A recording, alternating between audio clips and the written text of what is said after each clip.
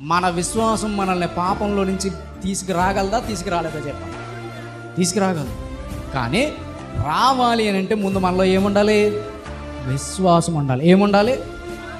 నేను ఈ యవన జీవితంలో, ఈ యంగ్ ఏజ్లో టెంప్టేషన్స్ నేను జయించలేకపోతున్నాను, లేకపోతే నాకు వచ్చే కోరికలను నేను జయించలేకపోతున్నాను, లేదా నాకు కలుగుతున్న ఈ బయట నుంచి వచ్చే ఈ టెంప్టేషన్స్ ఏవైతే ఉన్నావో, లేకపోతే నన్ను ప్రలోభ పెట్టే మనుషులు ఎవరైతే ఉన్నారో, నన్ను అట్రాక్ట్ చేసే ఈ మనుషులు ఎవరైతే ఉన్నారో, లేదా అట్రాక్ట్ చేసే ఆలోచనలు ఏవైతే ఉన్నావో, వీటిని నేను జయించలేకపోతున్నాను. ఎలా జయించాలి అని అంటే దేవుడు చెప్పిన సీక్రెట్ ఏంటో తెలుసా? నీ విశ్వాసమే నేను కాపాడుతా.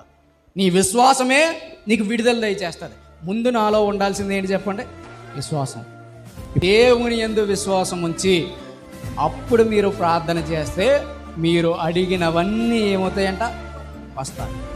అవసరమైతే రాయిని చూసి, బండను చూసి దొర్లెళ్ళిపోమంటే బండ కూడా మన మాటకి లోబడుతుంది.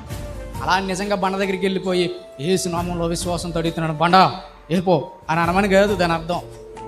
బండల్లాంటి పరిస్థితులు నీ కళ్ళ ముందుకు వచ్చి పడిపోయినా విశ్వాసంతో నువ్వు వాటిని ఏం చేయగలుగుతావు? జయించగలుగుతావు. ఇది ఆయన భావజాలం.